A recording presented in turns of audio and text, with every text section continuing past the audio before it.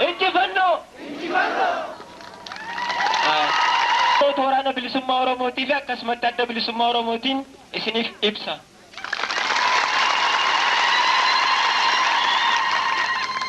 Sababa guyyaa eebbisaa keenya kanaa godhachuudhaan walumaa galattuu keessummoota keenya kan garaagaraa irraa dhufaniif akkasumatti haala mana barnoota waraana bilisummaa Oromootii fi eebbifamtoota guyyaa irraan sanaa laachisee walumaa galattuu wanneen harma walitti ibsame kana irratti ibsa bal'aa akka nuu kennan miseensa waajjira siyaasaa adda bilisummaa Oromoo Jaalladii Gammadaa haasawa simannaa akka nuu godhaniin gaafachuudhaaniin bakka isaaniif gadhiisa.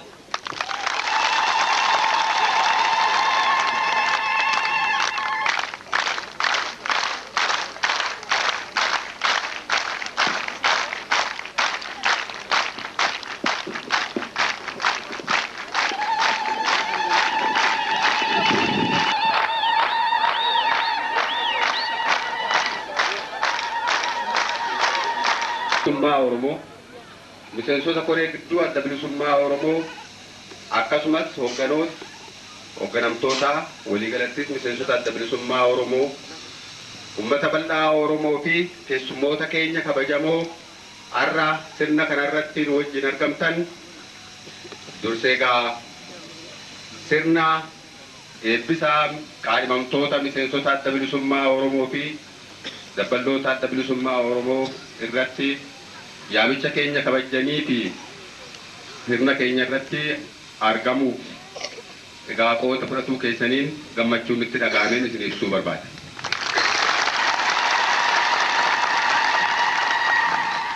Uummanni Oromoo bara dhibbaa ol dabraniif biyya isaa irratti mirga silaatii akka sabaatti akka uummata tokkootti qabaachuu qabu dhabee eenyummaan isaa tuffatamee abbaa biyyaa ta'uun isaa hanqatee wanneen inni silaatii ittiin beekamu hundinuu awwaalamanii erga turee ammaan kana qabsoo bara dheeraa booda sadarkaa kanarra gahee har'a kallacheessaa adda bilisummaa Oromootiin durfamuudhaan humna qabsoo uummata Oromoo ijaarameen humna mirga Oromoo kabachiisuudhaaf qophaa'een kabajaan biyya isaa irratti qabaachuu qabu deeffachuudhaaf yoo mirgallee qophaa'ee yeroo itti argamu.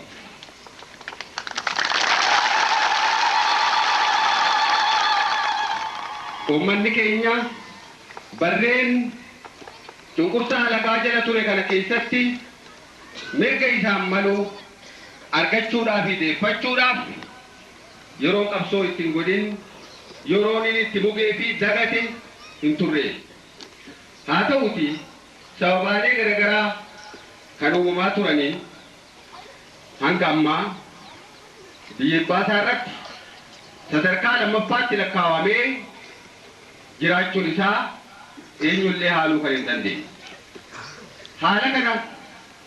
ifirraa jijjiiruu fi biyya baasaa irratti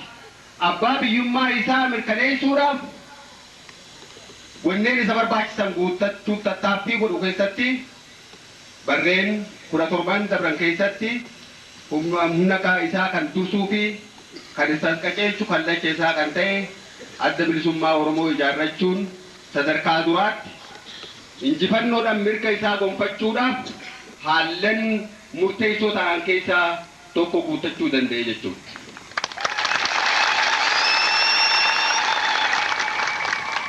Dabrees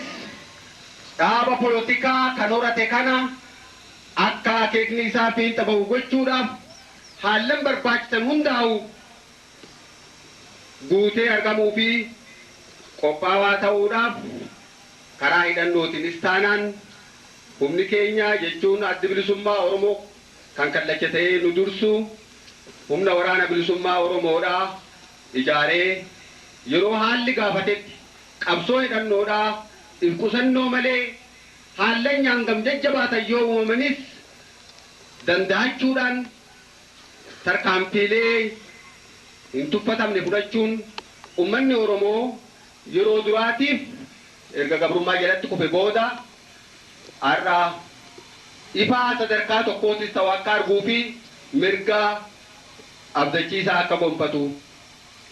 gochuun danda'amee jira jechuudha.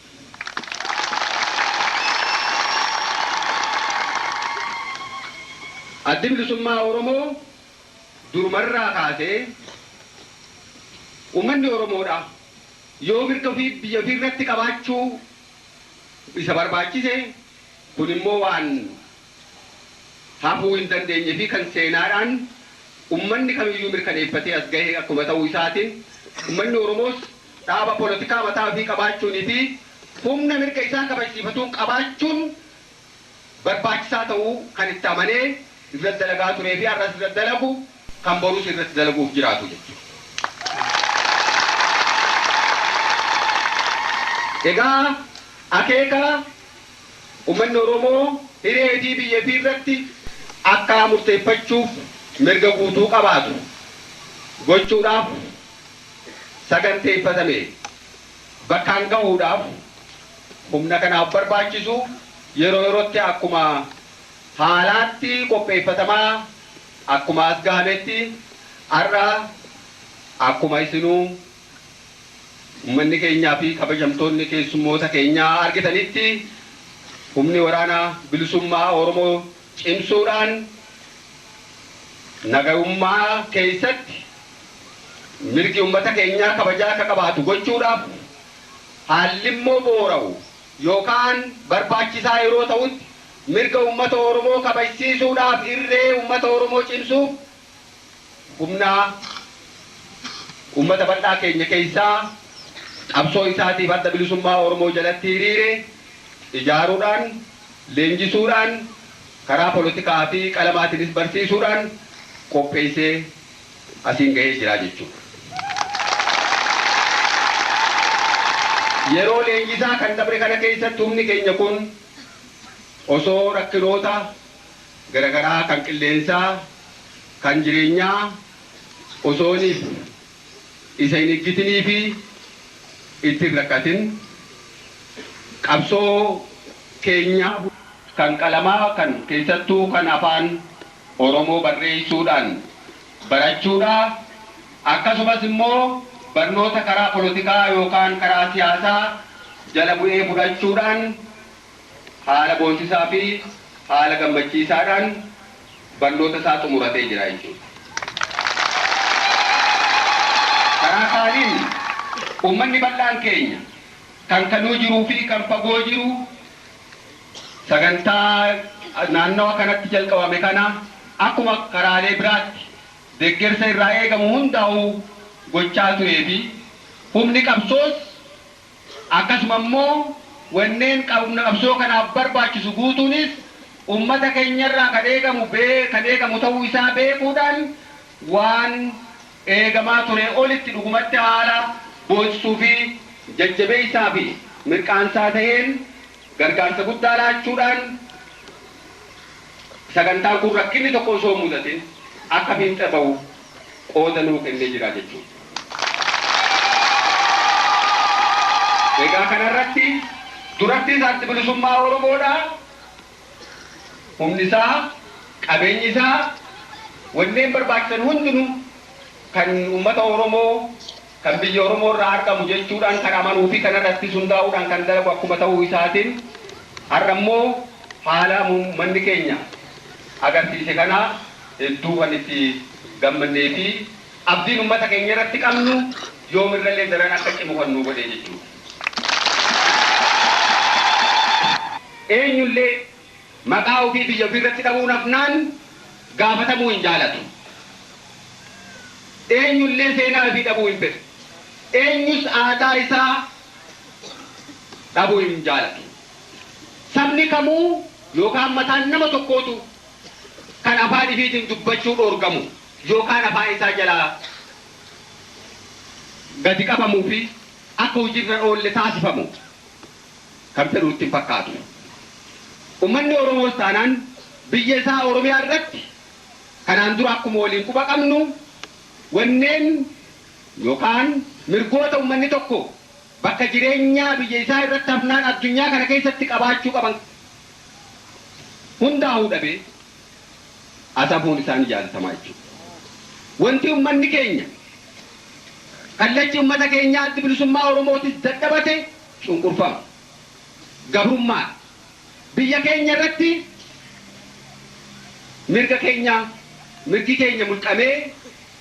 sadarkaa lammaffaatti jiraachuu. Namni biraa akkaataa nuti jiraannu nu murteessu. Kana didaa turree har'as ni mormanna borus mormachuuf qophii.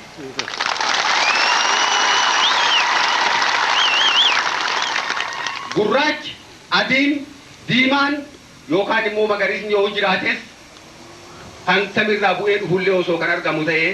eenyu jalatti biyya keenya irratti kana seera kanaan bulii heera kanaan bulii akka dabbuun hin jedhu akka jiraachuu hin feenu jechuudha.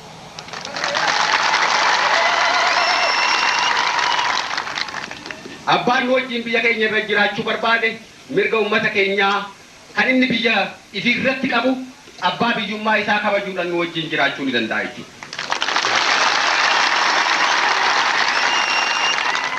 Oromiyaa irratti yoomillee taanaan murteessan uummata Oromoo qofaa jennee tamanna. Kana mirkaneessuudhaaf akkuma jedhan deebi'a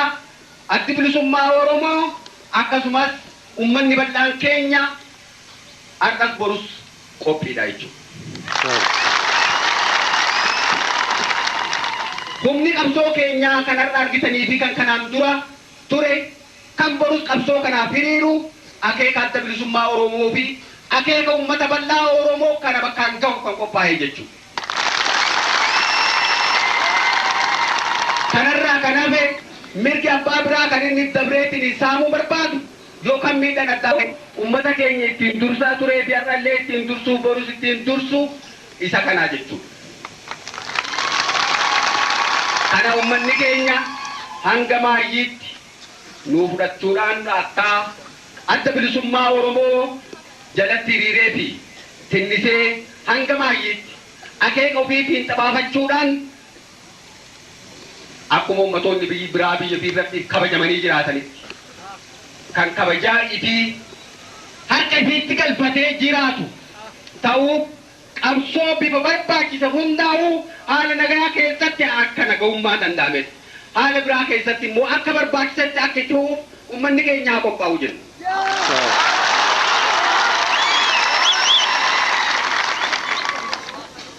Egaa leenjifamtoonni keenya kanarraa hamilee mirga uummata Oromoo bilisummaa Oromoo guutuu argamsiisuuf kabajsiisuutiin kan qophaa'an kan mirga uummata biraa kabajan kanneen naamusaan ciman kan uummata keenya fi uummata cunqurfamaa biraas rakkina keessaa bahuudhaaf qophaa'oodha ta'uu isin ibsaa asitti argamtanii gaasirna keenya kan humna kanaa eebbisuudha irraa qooda fudhachuu keessan isinis baga gammaddan jechaa nus gammachuu qabnu isiniif ibsaa kanuma inaasoo akeetu muradhaa injifannoo uummata Oromoof.